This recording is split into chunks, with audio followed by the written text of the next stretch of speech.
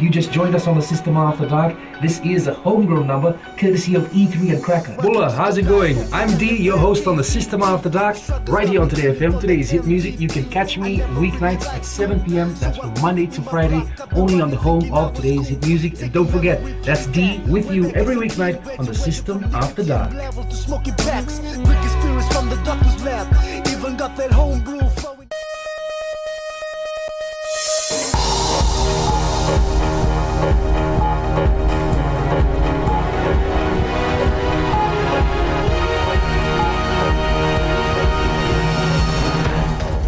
In this bulletin, the Fiji Broadcasting Corporation has labelled the 2014 Auditor General's report on the company irresponsible. Residents of Lautoka to have their say on the proposed Shirley Park development.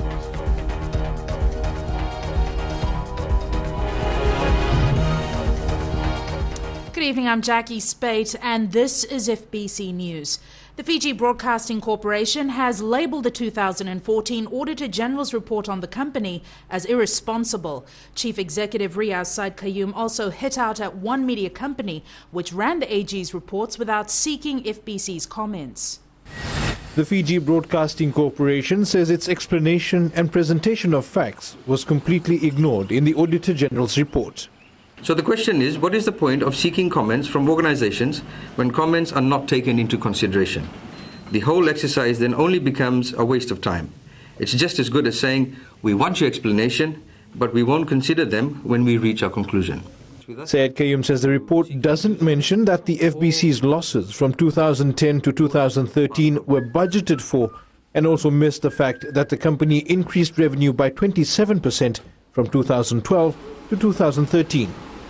The omission of these two salient points, despite the availability of all figures and information pertaining to this, brings into question the intent and most certainly the knowledge of the Auditor General's office in regards to basic business fundamentals. The Auditor General's report criticised the FBC for treating the government public service broadcaster fee as a grant and not income, but the Chief Executive has pointed out that this was due to a cabinet directive. FBC's finances have received widespread coverage in some of the media, and one in particular, Communications Fiji Limited, ran numerous news reports without seeking balance. Syed Qayyum claims this was deliberate to do as much damage as possible to the company. In spite of claiming to have more than 80% listenership, CFL has recently offered advertising spots for as low as $5. And Fiji TV has done the same, with some recent TV spots being offered at a rock-bottom price of $15 a spot. It is ironic that while our competition claimed to have an edge over the FBC, its rates seem to be getting cheaper by the day. The Fiji Broadcasting Corporation won't pursue the matter any further so far as the Auditor General's report is concerned, having presented the facts and said its piece. However, with regards to the CFL news reports, FBC says it's keeping its options open. Executives from CFL were not available this afternoon. Edwin Nand, FBC News. Residents of Lautoka will have the opportunity to let the government know their views about a proposed hotel development at Shirley Park. Parliament's Standing Committee on Natural Resources will travel to Lautoka next week for meetings with stakeholders, as well as a public forum before making their decision on the development's future. Maggie Boyle reports.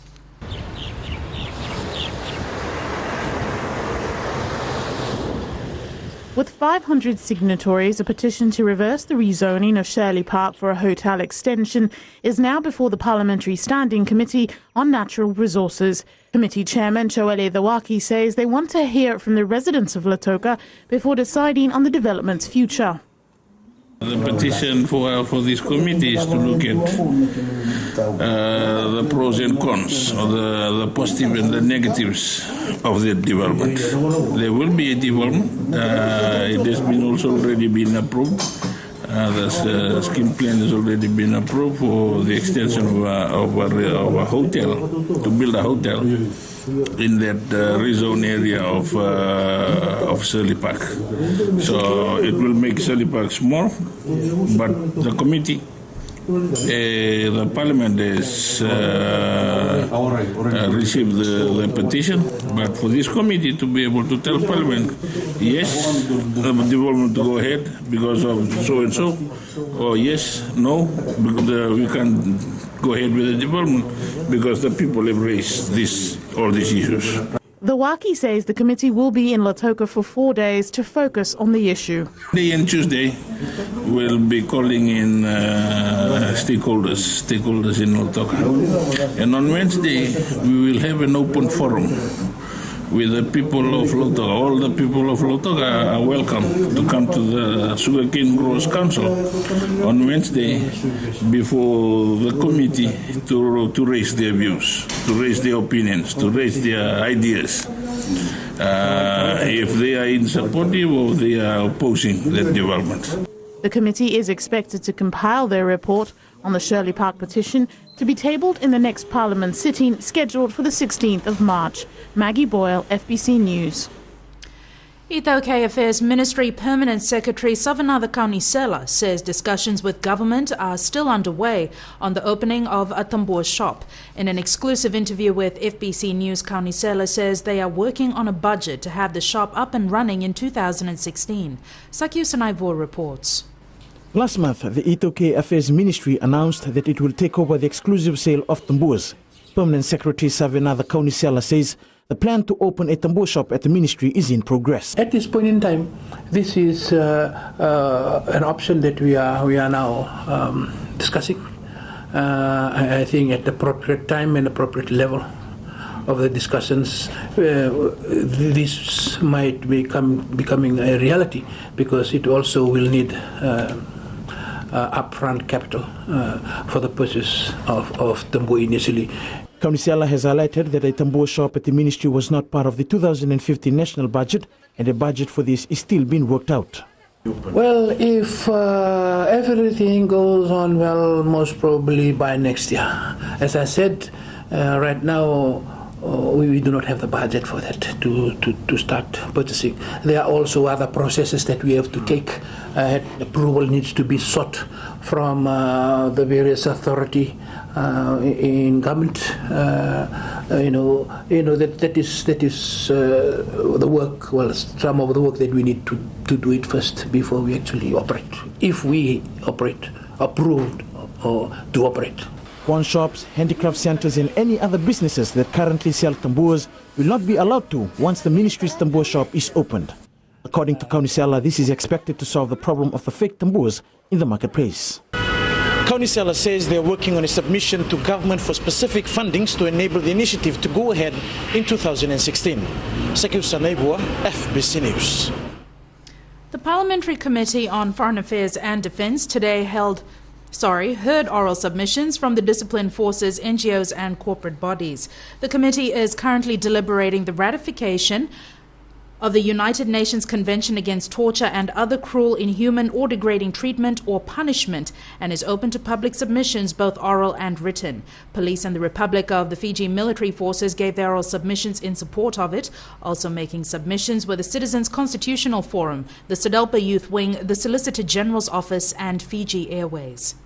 The RFMF fully supports the ratification of ANCAT, and the RFMF over the years has involved itself in a similar training and uses it during its peacekeeping mission in the use of the law of armed conflict and also its rules of engagement or the use of force that it uses on the various peacekeeping missions that involves itself in, are all in line with the UN conventions in regards to such issues, and the RFMF fully supports the ratification of ANCAT as presented today in the Standing Committee. Submissions are open to the public until Friday, with the committee to report to Parliament next month. Nadi International Airport is currently the only airport that is making a profit. This could all change with the increase in rent for tenants at the airport after upgrade works are completed. The Attorney General Said Qayyum today took a tour of the work being carried out at the terminal. Ellen Stolz reports. It's a key challenge for us to be able to build. Work on the Nadi International Airport is on schedule. However, rent for space at the airport will be increased and brought up to an appropriate level to boost revenue for Airports Fiji Limited. We're getting the right rental. And to get the right rental, then you have the airport getting the right revenue to be able to invest and reinvest into the infrastructure. Because once you reinvest in the infrastructure, you get people wanting to come to the airport, and it makes a better revenue. We get more dividends paid to the shareholders, which is the Fijian people. And we're able to then carry out more works in the outer islands and places like Nassori. Syed Qayyum says the men have been working 24/7 to get the work on schedule and for tenants to move in as early as April or May. Airports Fiji Limited Chairman Faisal Khan says in order to get fair rents, the company did not dictate the price. Instead, they ran a tender process. In that tender process, we had even bidding wars between the existing tenants who wanted a particular spot. And during that bidding war, eventually they ended up paying around 15 times more than what they were paying before. So it's not imposed. I think it's important to understand that there is a lot of correction that is taking place as far as getting fair rentals, as AG alluded to earlier. Meanwhile, the main issue is obviously to keep the airport operational while work is being done. The restructure of the Nadi International Airport is 20% done and is scheduled to be completed by May 2016. Ellen Stalls, FBC News. Coming up after the break, the recent visit by the Fijian delegation to the UK Parliament has been hailed a success.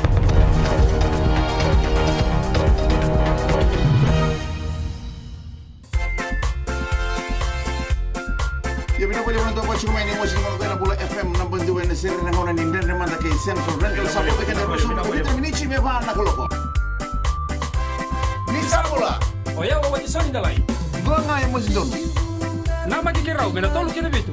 Ena via kabi, moliti kena porombuka. Goria na lali ne kabi. Bula FM number 2 ena seri.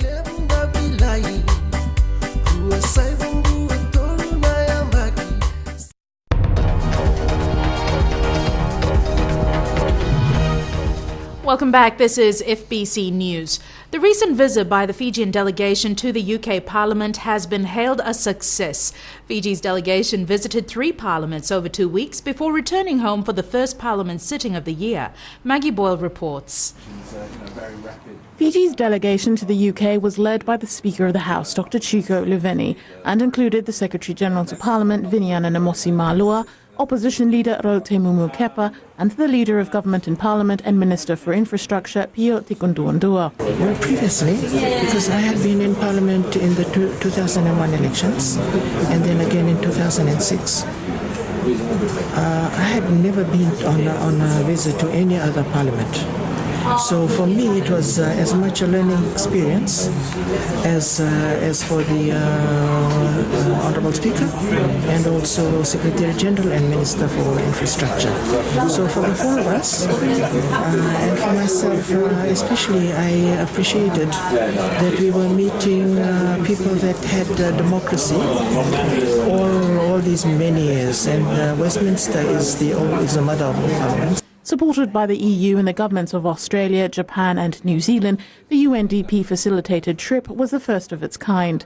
We're very pleased to have this opportunity to be debriefed by the colleagues who went to the UK, representatives of the Fiji Parliament, and it's clear that the trip was very successful. They've come back, I think, energised with a lot of new ideas, with a lot of new experiences that they've had in the UK. Andrews adding that there is more training and capacity building in the pipeline for Parliament and their MPs, dependent on their needs. Maggie Boyle, FBC News. The United Nations is demanding that more females be recruited by the Republic of Fiji military forces in peacekeeping missions. RFMF Land Force Commander Colonel Sitiveni Ngilio says this is in relation to gender balance, in which a certain quota is required by the UN for female troops. Savara Tambua compiled this report.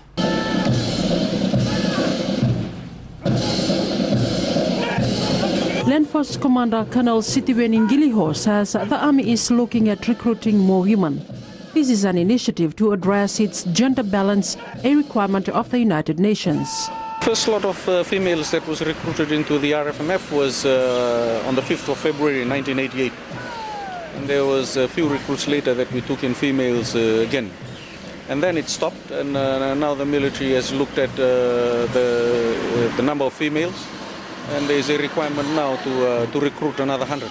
In all fields of peacekeeping, women peacekeepers have proven that they can perform the same roles to the same standards and under the same difficult conditions as their male counterparts. Gilio says Fiji is not the only country challenged by the UN gender quota.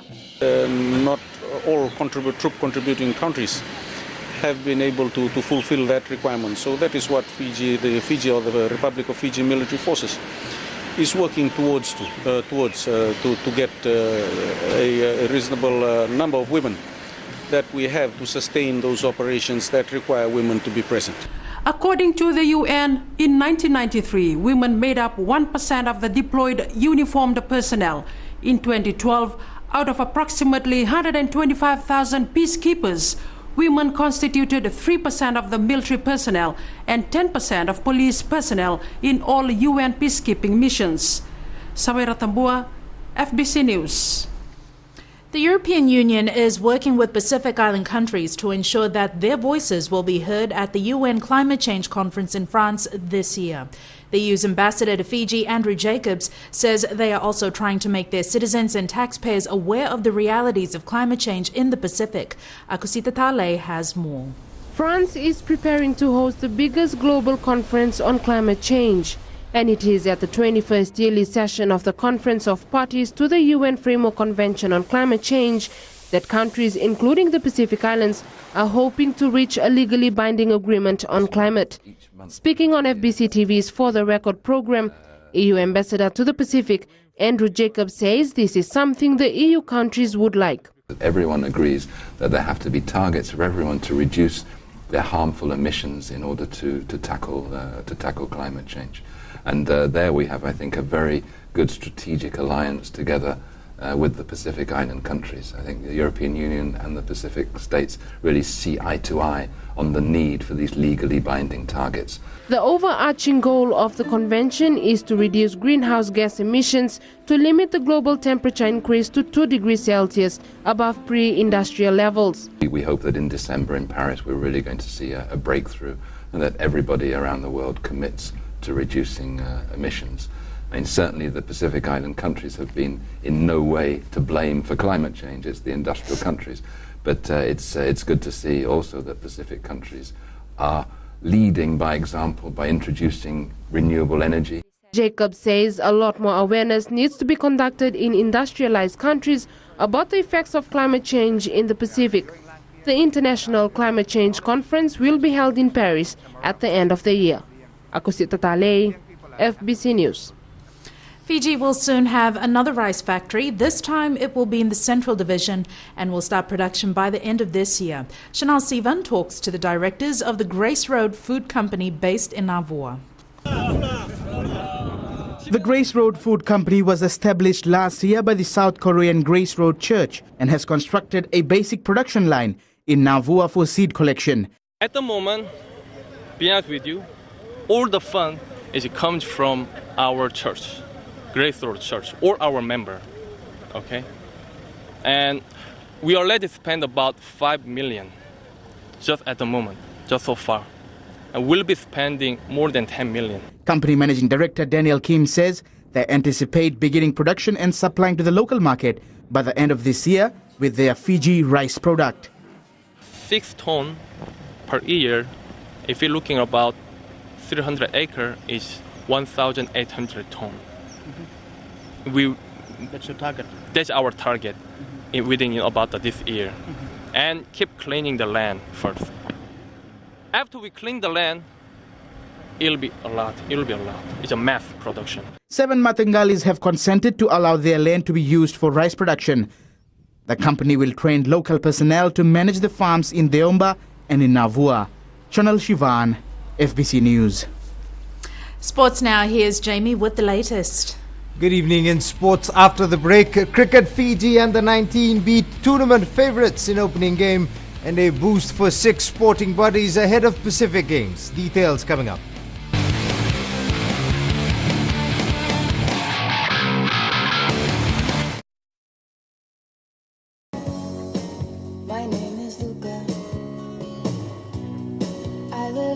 second floor.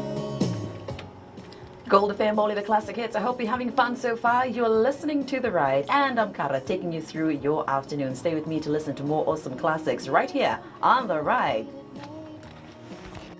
Bulabinaka, for awesome sounds in the afternoon. Wonderful, wonderful classics. Join me on The Ride every weekday right here on Gold FM, only the classic hits from 2 to 7. Just don't ask me what it was. I think it's 'cause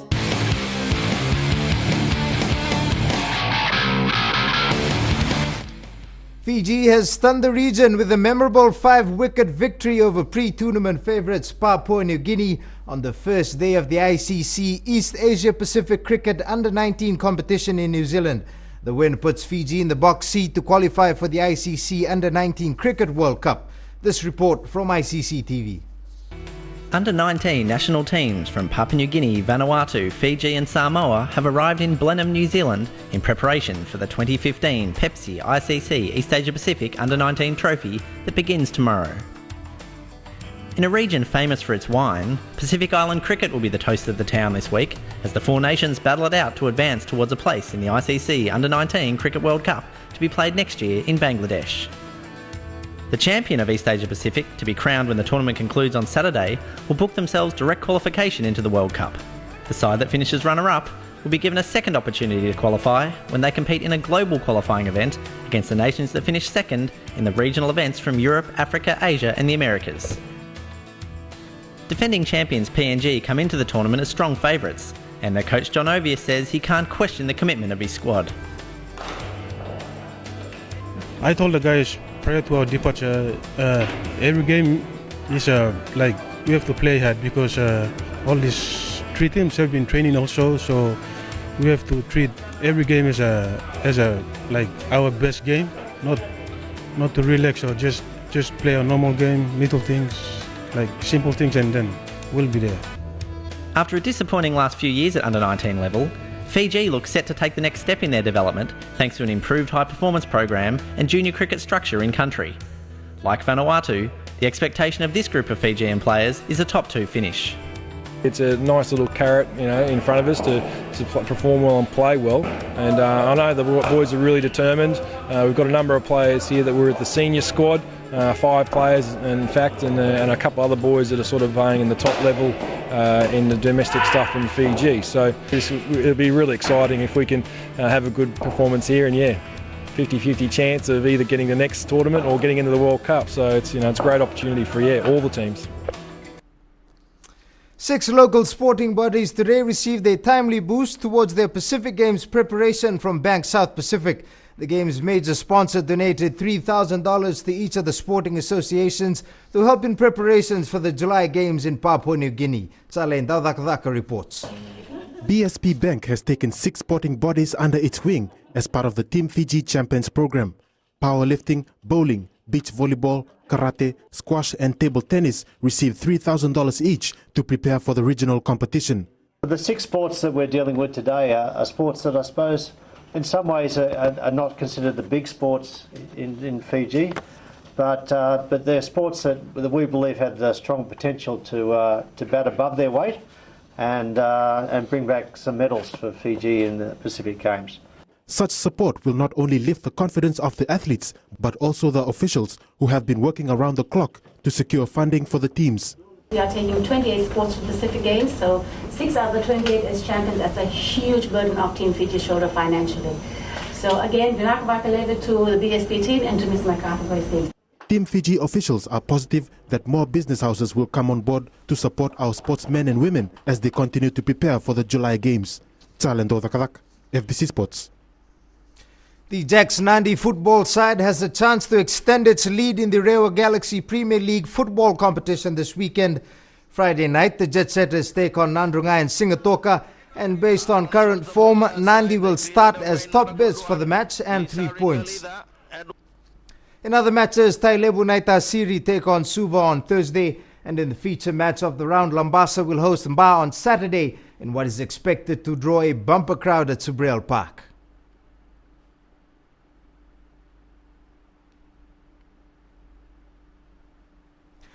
Suva and Nandrunga will feature twice in the league this weekend.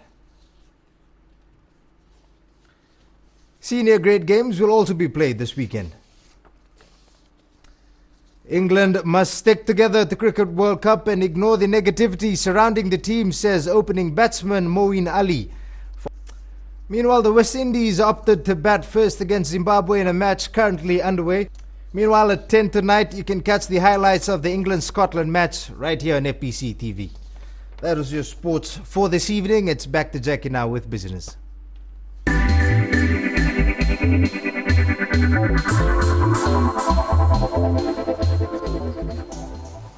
Investment Fiji has appointed Goro Mueller as its new chief executive officer. Mueller, who was born in Germany, worked at New Zealand Trade and Enterprise prior to joining Investment Fiji. Trade and Tourism Minister Fayaz Koya says Mueller brings a fresh perspective to Investment Fiji and will focus on building high-performance teams. At a press conference this afternoon, Mueller said he will work towards further strengthening the work of the organisation. Investment Fiji has been doing a fantastic job in the past, and it is now my role to build upon what has been created and to work together with the Minister in order to move forward. He was chosen after an intensive selection process of local and foreign candidates. He has a 3-year contract with Investment Fiji.